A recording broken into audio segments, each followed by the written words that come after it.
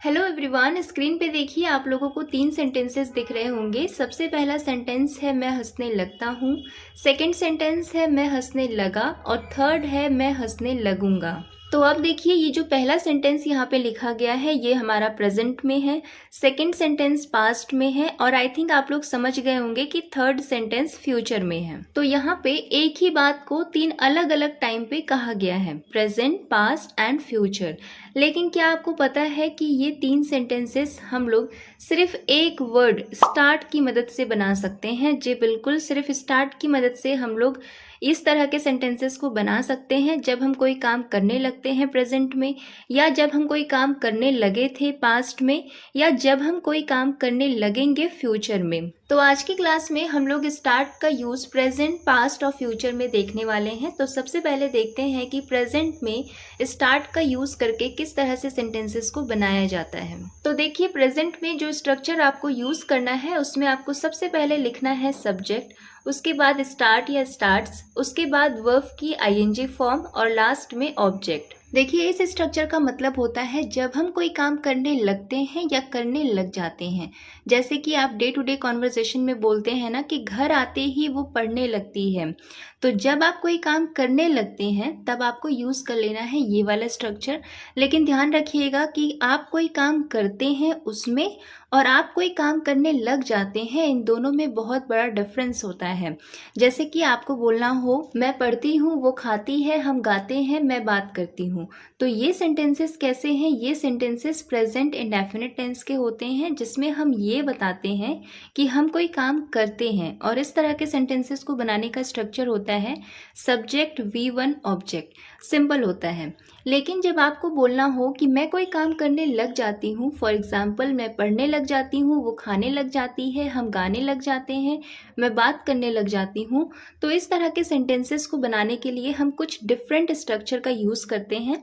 होते ये भी प्रेजेंट के हैं लेकिन इन्हें बनाने का स्ट्रक्चर बहुत अलग होता है। इस तरह के सेंटेंसेस को बनाने के लिए हम लोग स्टार्ट या स्टार्ट्स के साथ वर्ब की आईएनजी फॉर्म का यूज करते हैं। तो मैं कोई काम करती हूँ और मैं कोई काम करने लग जाती हूँ, इन दोनों सेंटेंसेस में डिफरेंस होता है। I think this is clear to all of you.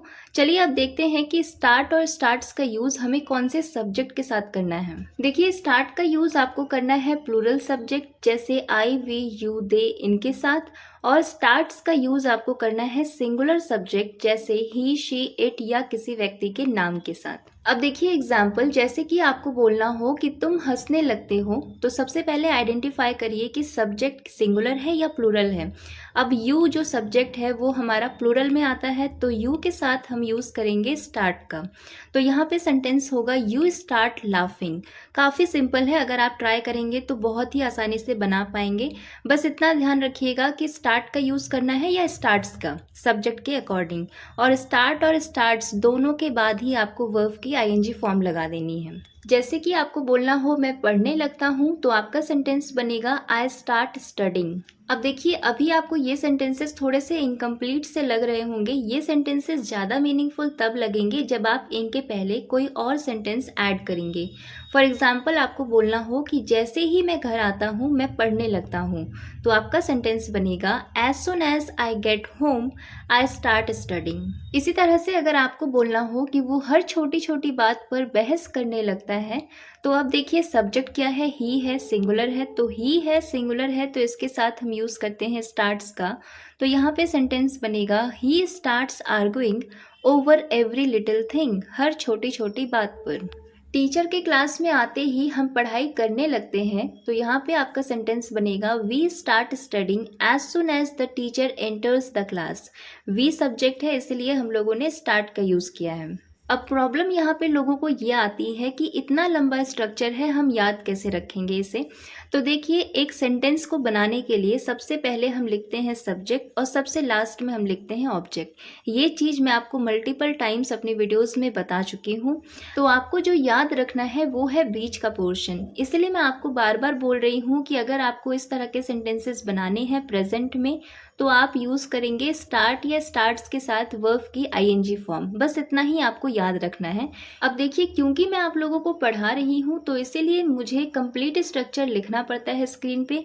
लेकिन एज अ लर्नर अगर आप मुझसे पूछेंगे कि कैसे याद रखें इन स्ट्रक्चर्स को, तो जस्ट बीच का पोर्शन जो है उसे याद रखिए, बस उतना ही काफ़ी है। क्योंकि सब्जेक्ट लिखना है स्टार्टिंग में वो तो सबको पता है, और ऑब्जेक्ट आएगा सबसे लास्ट में। तो चलिए अब देखते हैं कि स्टार्ट का यूज़ पास्ट में किस तरह से किया जाता है। देखिए, पास्ट में स्टार्ट की मदद से अगर आपको सेंटेंसेस को बनाना है तो उसका स्ट्रक्चर होता है सबसे पहले सब्जेक्ट, उसके बाद स्टार्टेड, जो कि स्टार्ट की सेकेंड फॉर्म होती है। आप लोगों को पता होगा कि पास्ट टेंस में हम लोग सेकेंड फॉर्म का यूज़ करते हैं, इसीलिए हम लोग यहाँ पे स्टार्टेड का यूज़ कर रहे हैं, जो कि सेकेंड फॉर्म की तरह यहाँ पे वर्क करेगी। इसके बाद हम वही लिखेंगे वर्ब की आईएनजी फॉर्म, और लास्ट में आएगा ऑब्जेक्ट। अब देखिए, इसका मतलब होता है जब हम कुछ करने लगे, यानी कि पास्ट में हम कोई काम करने लगे। जैसे हम बोलते हैं ना कि घर आते ही वो रोने लगा, तो जब आप पास्ट में कोई काम करने लगे या आपने कोई काम करना शुरू कर दिया, दोनों ही केसेस में हम यूज़ करते हैं इस स्ट्रक्चर का। अब जैसे कि आपको बोलना हो कि लोग तालियां बजाने लगे। अब देखिए, यहाँ पे सिंगुलर प्लूरल का कोई लोचा नहीं है, ऑल सब्जेक्ट के साथ आपको स्टार्टेड का यूज़ कर लेना है। तो यहाँ पे आपका सेंटेंस बनेगा पीपल स्टार्टेड क्लैपिंग। इसी तरह से वो कहानियाँ सुनाने लगा, तो आपका सेंटेंस बनेगा he started telling stories. Again आप लोग सेंटेंस को अपने अकॉर्डिंग लॉन्ग बना सकते हैं। जैसे कि आपको बोलना हो कि जब मैंने उससे पैसे मांगे तो वो कहानियाँ सुनाने लगा, तो आपका सेंटेंस बनेगा when I asked him for money. जब मैंने उससे पैसे मांगे तो वो कहानियाँ सुनाने लगा, ही स्टार्टेड टेलिंग स्टोरीज।